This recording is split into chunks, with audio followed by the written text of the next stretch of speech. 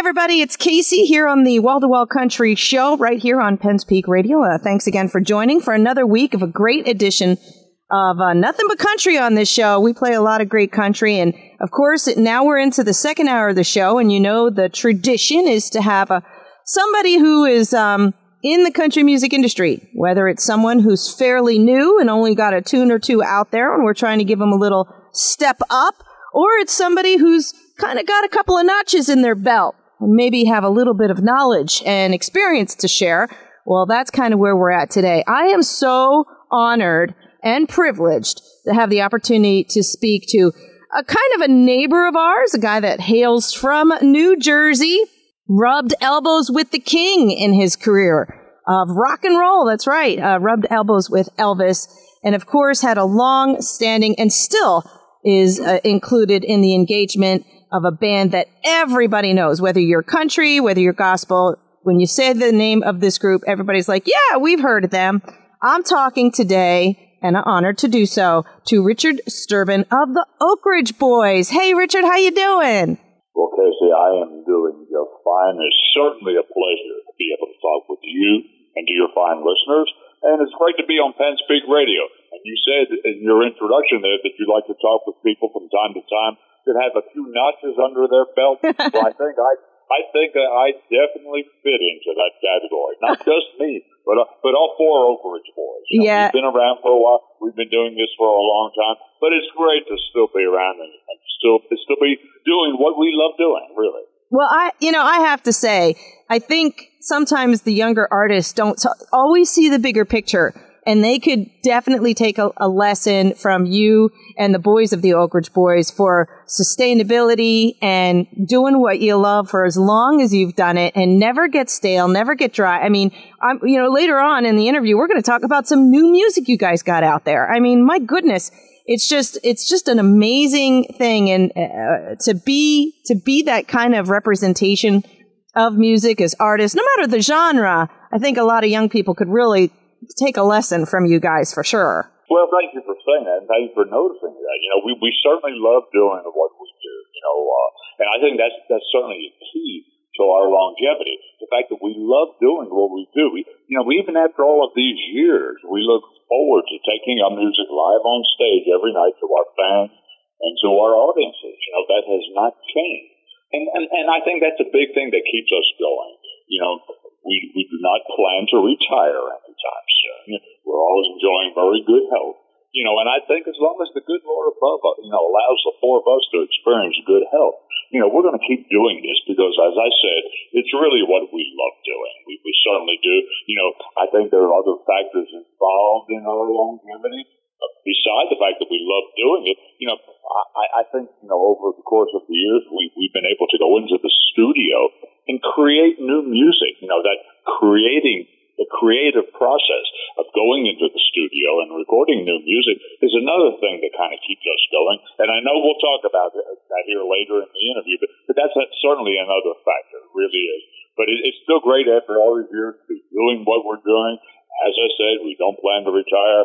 And as long as the good Lord above will keep blessing the four of us with good health, we're going to keep doing this because it's really, really what we love doing. Well, that's awesome, Richard. And again, I mean, it's just the standard you guys set is pretty high, and some of those young artists really need to take note of that and maybe learn a little thing. But let's step back for just a second, Richard. Maybe everybody knows of the Oak Ridge Boys, but they're not as familiar with the independent players. So I'm so excited to have you on because I guess the one thing that people would really know of who you are is in the Elvira song. You do that fun little line in there, the oompa pa, mau mau thing, which everybody I'm sure sings along with. But why don't you give us a little background of Richard Sterban and how you actually did get with the Oak Ridge Boys? Okay, well, prior to joining the Oak Ridge Boys, now I've been in the Oak Ridge Boys for, it's hard to believe, for 45 years. Yeah. I joined the Oak Ridge Boys in 1972. Absolutely. But for 2 years prior to joining the Oak Ridge Boys, I sang in a group called J.D. Sumner and the Stamps Quartet. And for about a year and a half of that time, I was able to sing with the King. I sang with Elvis, the King of rock and roll. Wow. And, it was a great experience for me personally. Back then when I sang with Elvis, he was probably the biggest star in the world. His tour was the biggest tour in the music business. And to be a part of it was very, very exciting. And so I have some very, very fond memories of the times that I did spend with Elvis and the chance that I did to, get to know him just a little bit. But, I was, to further answer your question, I was singing with Elvis. I was, apparently on top of the world, so to speak. One day I got a phone call. I got a phone call from William Lee Golden of the Oak Ridge Boys. He said that their bass singer was leaving, and he wanted to know if I would be interested in the job. Mm-hmm. So here I was singing with Elvis, but I had to make a decision. Mm-hmm. And so I did make a very important decision in my life. I decided to leave Elvis and to join the Oak Ridge Boys. I was a big fan of the Oak Ridge Boys. I felt like the Oak Ridge Boys had a great deal of potential, and I really wanted to be a part of the group. So I joined the Oak Ridge Boys. A lot of people, question that decision. How could you leave Elvis and join the Oak Ridge Boys? But I really believed I was doing the right thing. Mm-hmm. And so I did leave Elvis. I joined the Oak Ridge Boys, and for the last 45 years, so many great things have happened to the Oak Ridge Boys. I think time and history has proven that I did make a pretty good decision right there. And I've had a great, great career, not just myself personally, but all four of the Oak Ridge Boys. We've had such a great career together as a group. Mm-hmm.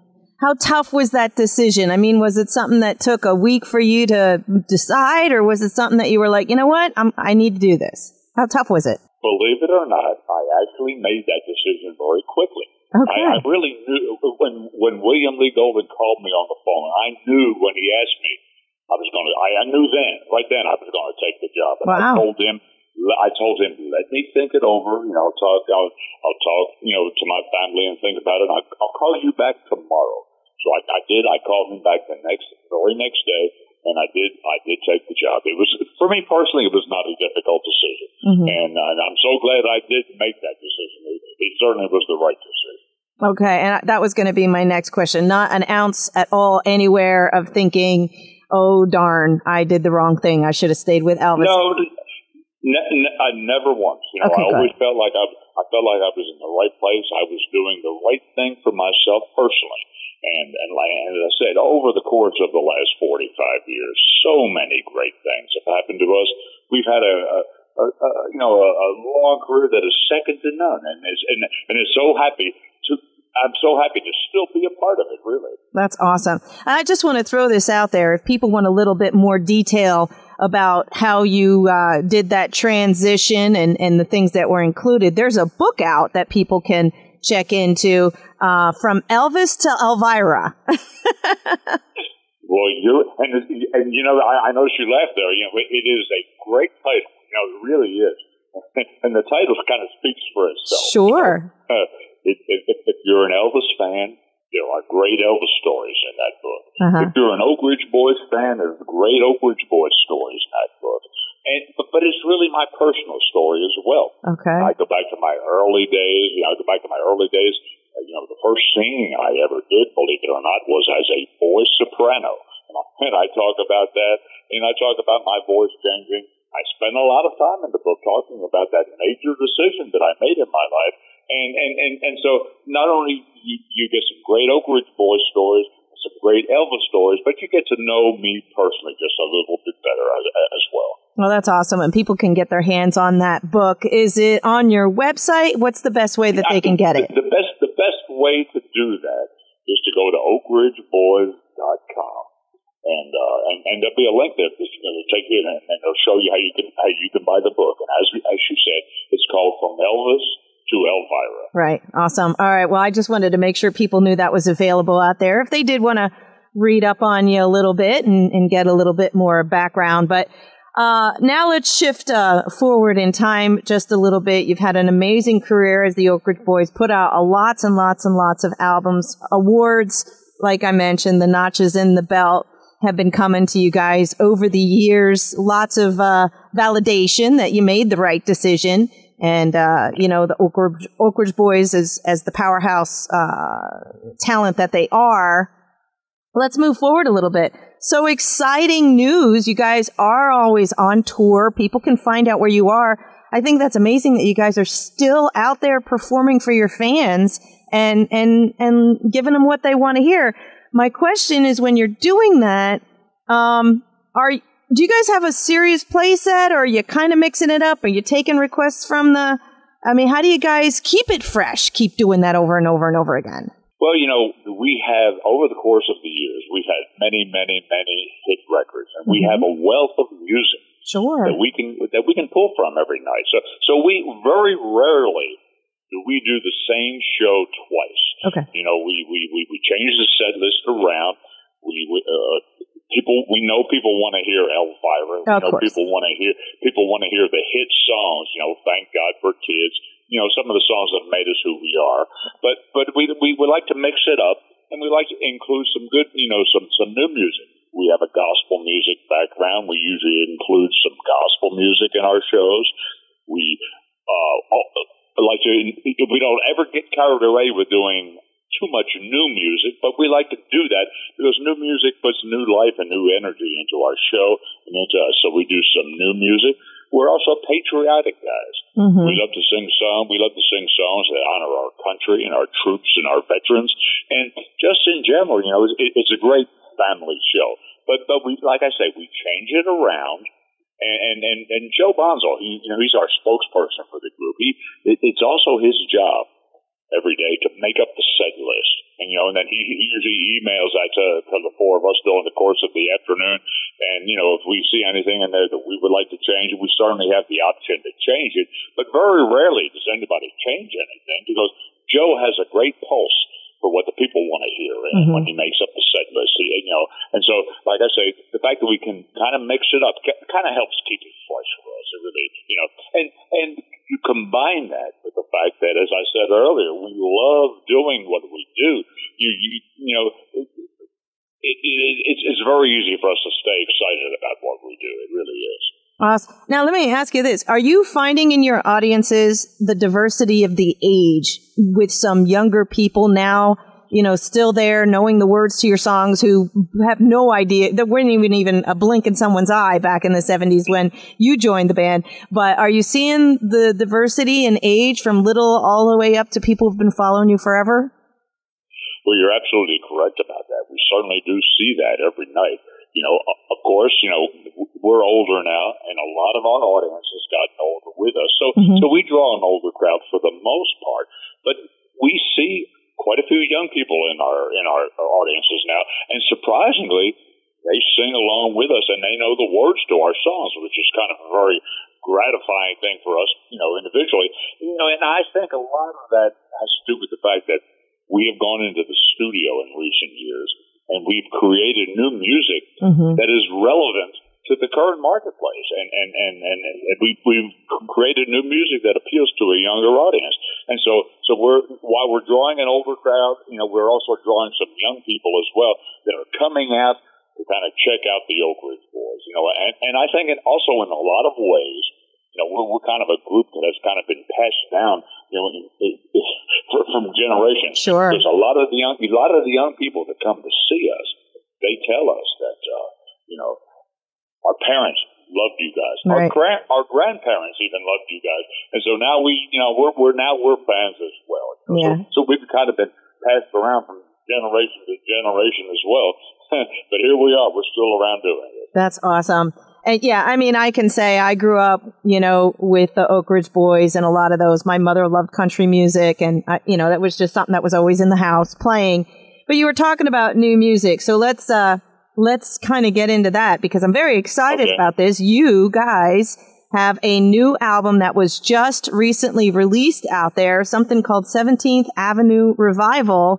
Give us a little background about how this album got going. Well, you're right. We have a new project, and as you said, it's called 17th Avenue Revival, and it was released on March the 16th. Okay. And we worked with a young producer, a guy named Dave Cobb, who's one of the hottest producers in Nashville right now.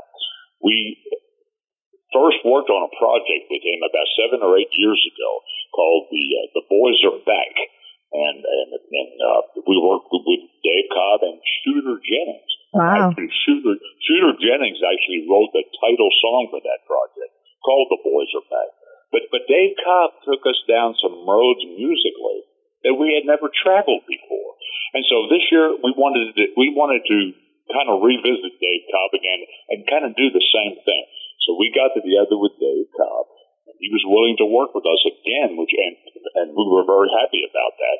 But once again, we came up with a project called 17th Avenue South. We recorded the project in one of the most historic recording studios in Nashville. This RCA Studios, Studio A, right on 17th Avenue. Nice. Right there in the heart of Music Row. And it was a very retro, very historic kind of a project. Dave Cobb kind of wanted to, he's kind of made his name by kind of marrying old rock and roll, like the Rolling Stones and the Beatles and that sort of thing, with today's country. Mm-hmm. And that's kind of what he did with us, and he wanted to go back and get some old gospel songs, some songs that we grew up on as kids, some spirituals, black spirituals, and then some country songs as well, and give it that old basic rock and roll kind of a treatment. And it really turned out very well. In fact, a couple of the songs on the project we actually sang in the studio with just one microphone. The 4 Oak Ridge boys gathered around one microphone with just the 4 of us and Dave Cobb playing his guitar. And, you just don't record like that in this day and age. With all the, new technology that's out there with Pro Tool and all the computerized music that's out there, most people don't record like that. But we wanted to go back to the basics, and that's what we did. And it came out very, very well. I think it's something that Oak Ridge Boys fans will really, really like. It's our, like I say, it's our latest effort, produced by David Cobb, and as I said, it's called 17th Avenue Revival.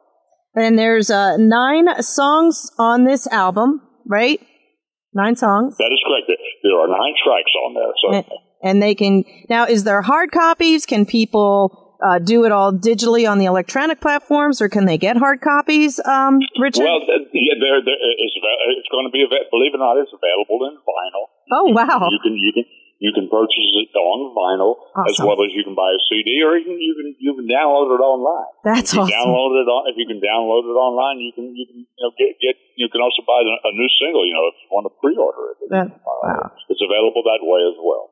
That's so cool. So let's talk about some of the individual tunes, because I want to get a few of these songs out there just in case people didn't realize. I mean, it's only out there for a couple of weeks at this point. So the first song on it we were talking a little bit about, which you think is a great opener, Brand New Star. Where did these songs come from? Are they penned by you guys, co-penned?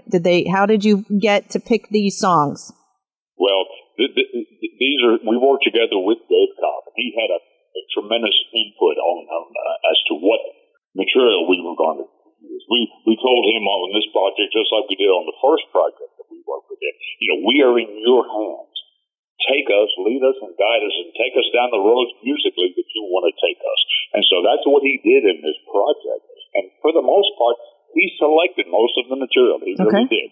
Awesome. This very first song that we're talking about, Brand New Star, was written by 2 friends of Dave Cobb's. The 2 young guys, 2 young writers. They're in their 20s, 27 years old, I believe. And they wrote this song, and it's probably one of the happiest songs that you're ever going to hear about somebody dying. Oh, gosh. Because that's what it talks about. It talks about someone dying and going to heaven. And they are now a star in heaven. And so I remember one day, I think Joe, when we were in the studio, said that to one of the writers. He said, this is probably the happiest song we've ever heard about someone dying. And he was very serious. And he said, well, that is the point. And there's a lot of truth to that. So it's a great song. We've been doing it in our shows, and it's been going over very, very well. Because I think, a lot of people can identify with what this song talks about. A lot of people, have experienced death in their family, and they're going through some difficult times. And I think this song helps people see that in a new light and in a better light, certainly. Awesome. And, it's kind of one of those things where they're not gone altogether, because if you look up, there's a ton of stars out there, and one of them is your mom, and I just think that's awesome. That you're right, exactly right about that. And it's amazing the response that we've been getting. People send us emails and send us, they Twitter us all the time and talk about the fact that, they hear us do that song live and in person. They hear it on the record, on the recording, and it reminds them of either their parents or grandparents or a close relative that has recently passed away. So it really is a great song. It really is. Well, I think what we're going to do, Richard, if you can hang in there for just a little bit, is we need to take a quick... Sure, yeah. Great. We need to take a quick break, pay some bills and that sort of thing. And we're going to come back with that song, Brand New Star, off this brand new Oak Ridge Boys album, 17th Avenue Revival. You guys can get your hands on it multiple ways. Best way to go find it is on the oakridgeboys.com. You can get it in vinyl, which is really cool, CD, or of course on the electronic platforms. We're going to talk more with Richard about a few more of the tunes, plus how you can reach out to these guys if maybe you're a new fan and you want to know a little bit more about them. Richard's going to hang in there for just a minute. We're going to be back with more of Richard Sterban from the Oak Ridge Boys and their brand new album, 7th Avenue Revival, in just a minute. And back there you heard the very first cut of the 17th Avenue Revival, brand new album from the Oak Ridge Boys, a little something called Brand New Star. And you're right, it's a great little song. People can relate to it. It's not really a tearjerker, but it's kind of like, okay, I get it. You lose people, but they're not always gone. And you have something to look at. That's true. Yeah, like you say, it's a great song, and a lot of people can identify with what the song talks about. That's awesome. So speaking about identifying and relating, let's talk a little bit about how people can relate to you guys, communicate with you guys, whatever. Are you guys on? I know you have the website, of course, which is the oakridgeboys.com. They can read, there's bios on there, there's merchandise, your tours on there and all that. But are you guys on the social medias? Can they connect with you in that avenue? Well, you're absolutely correct. First of all, you already touched on it. Best source of information as far as what's happening with the Oak Ridge Boys is on oakridgeboys.com. We have a great website, and anything you want to know about us is on there. You can buy our merchandise, or you can buy this new project of ours. You can buy my book that we talked about earlier. Anything you want to know is there. So it's a great source of Oak Ridge Boys information. But yes, we are on the social media. There's one advantage about being in a group. You can kind of spread the areas of responsibility around, and we do that. Joe Bonzel, he's on Twitter. He tweets every day for the Oak Ridge Boys. So you can go on. We were, at Oak Ridge Boys, on Twitter. Pretty much anything you want to know about what's happening with the Oak Ridge Boys, you can find on Twitter. Wayne Allen, our lead singer, he pretty much lives on Facebook. Okay. He really does. And he kind of gets the message out there, too, about what's happening with the Oak Ridge Boys, all the latest information on our group. So you can find it there. So we do, we have gotten into the social media, quite a bit. I personally am not a very technical guy. and like I told you, one advantage about being in a group is we can kind of spread the area of responsibility around.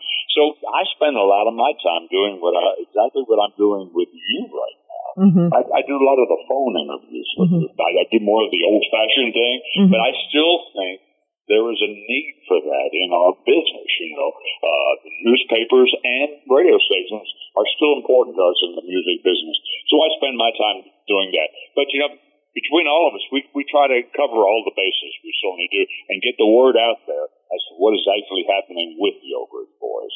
I think that's so awesome that you guys are actually in communication with your fans, and you haven't lost that connectivity with your fans after all these years. And like I said from the very, very beginning, some of these new artists could learn from that, because I think they get to a point where they hire people to do it and they don't want to be bothered and they don't go out to the crowd and I think there's something lost there. There's something truly lost there. And I feel bad for them to a point. So I think what you guys are doing, you're setting the standards, and I think those standards should be followed no matter where you are in your career.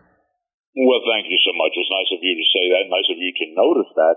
And yes, you are right. We are pretty much hands-on. We really are, as far as we're concerned, if we don't look out after our career, who is? Right. So we try to take care of our business. We certainly do. Well, we got this new project out there, 17th Avenue Revival. Richard, there's a song that I like to play when we finally say goodbye, and then a song at the end of the show, and we tag two of the songs, and I'd like you to give a quick description of both so people know what is coming up. When we do say our goodbyes, we talked about having a little song played off this album. This is all off the brand new album. I'd Rather Have Jesus. You want to tell us a little bit about that song? I would be glad to. As I mentioned earlier in our interview, Dave Cobb, the producer on this project, he's kind of made a name for himself by kind of marrying the old time rock and roll feel to today's country music, and he wanted this project to be very much a retro project, and he wanted us to do some songs that all of us grew up on singing as kids. And that certainly is one of these. We all grew up in church, and we all grew up singing this particular song. And Dave Cobb, in his way, a very, very retro kind of a way, it came up with a great feel on this song. We had William Lee Golden sing the lead vocal, and William Lee, probably as much as anyone in our group, has the ability to interpret a lyric and then communicate that lyric to an audience. And when you listen to William Lee sing it, it's so heartfelt. It's just amazing. So it's a great, different kind of a treatment to an old song that all of us grew up on as kids. A great old gospel song called I'd Rather Have Jesus. Awesome. Well, we're going to play that when we get to say our goodbyes, so people can be listening for that. And then, just so you're aware, this entire show does get recorded, and we play it back this coming Sunday. Not everybody can listen on a Wednesday afternoon, so we play it back. And at the end of the show, I always like to remind everybody who my guest was, a little bit about them, and try to play another song if they have it. Obviously, you guys have lots of music, and we've decided to pick another tune off this album. And I find the description that you told me earlier off air kind of fun. So why don't you tell us a little about Pray to Jesus, which is the song that they'll hear at the end of the show. Okay, well, one of the other songs on the project is, as you mentioned earlier, there's a total of 9 songs on this project. And they're all kind of different in a lot of ways. This is probably one of the most different songs. And the title is just a little deceiving. The title is called Pray to Jesus. But when you listen to the song and you get into more details, it says, pray to Jesus, but then play the lotto. And it's probably the most unusual song on the project. It's a very much an up-tempo song. It's a very happy-sounding song. Joe Bonzo sings the lead and does a fantastic job on it. But it's just a fun song, written by a couple of young writers here. And once again, I apologize. I can't think of the names of the writers of the song. But it's a great song, a very unique song, and I think it'd be just a great way to end our conversation today and to end our show today. All right. Well, that's going to be played at the end of the show, so people want to be listening for that in another hour or two. And just to remind everybody, if they missed the interview with you, Richard, they can listen in on Sunday. Okay. Is there anything you want to throw out there? Maybe a little wink, wink, nudge, nudge of what your fans can be looking forward to in 2018 now that you've got this 17th Avenue Revival out there? What do you have on your plates coming up that people can be getting excited about for 2018? Well, we're gonna tour a lot. We work a lot. We average about 150 days a year on the road. Wow. This year will be no exception. We're going to be pretty much all over the country once again. And one of the biggest things we do every year is our Christmas tour. Okay. Our Christmas music has become a big part of what we do. And believe it or not, even though it's still relatively early in the year, we pretty much have our whole Christmas tour for this year already booked. So we'll be very busy leading right up to the end of the year. So, I think the best thing for people to do is to go to oakridgeboys.com and check our schedule out there. Okay. You can find if we're going to be coming anywhere near you. We're doing a lot of the festivals and the fairs this summer, and we're always very busy in the fall, and we go right into the Christmas season. So go to oakridgeboys.com and check out our schedule and see if we're coming anywhere close to you. Well, that'd be awesome. And let me just throw this out there also, Richard, if you're anywhere near the Northeast PA quadrant of the state here and in the Pocono Mountains, and my door to Penn Speak Radio is always open to all of my guests. So even if it's a quick bop in, you want to say hi, throw something out on the air, we'd love to have you guys swing by. So I just want you to have that invite in your hat there. Well, thank you, Casey. And it's been my pleasure talking with you, and like I said, we do not get up into the Northeast often enough as far as I am concerned. Being from New Jersey, I wish we played up there more often, but, sure. But we do get there from time to time. So once again, check out our schedule and see if we're ever coming your way. You guys want to make sure you benchmark this website, oakridgeboys.com. If you haven't gotten your hands on the brand new album yet, 17th Avenue Revival, check it out. 9 great songs, a nice mix, a nice plethora of different styles of music from the boys on this album, all put together, so it's not going to be boring. You can also get your hands on Richard's book, From Elvis to Elvira, on the website as well. Check out their schedule, their merchandise, a little bit about each of them. And they are the people who are managing the social medias too, which is a rare thing. So please, everybody, check these guys out. Richard, I'm honored, and thank you for your time today. I really appreciate you spending some time with me here on my Wall-to-Wall Country show. Well, thank you, Casey. As I said a few minutes ago, I certainly have enjoyed talking with you. I've enjoyed talking with your fine listeners out there. And, I wish the best to everyone, and once again, if you see the Oak Ridge Boys are coming your way, come and check us out. I can speak for all of the Oak Ridge Boys and I will tell you that we'll do our best to make sure your time is spent very much worthwhile if you come and see us. And I'm sure it will. Safe travels, my friend, and I hope to see you here at the venue someday. But if you ever got anything new going on, maybe you got some new holiday music or something new for 2019, even if it's via phone, you're welcome back on the show. Thank you for your time, sir. Thank you, Casey. All right, take care. Bye-bye. Bye.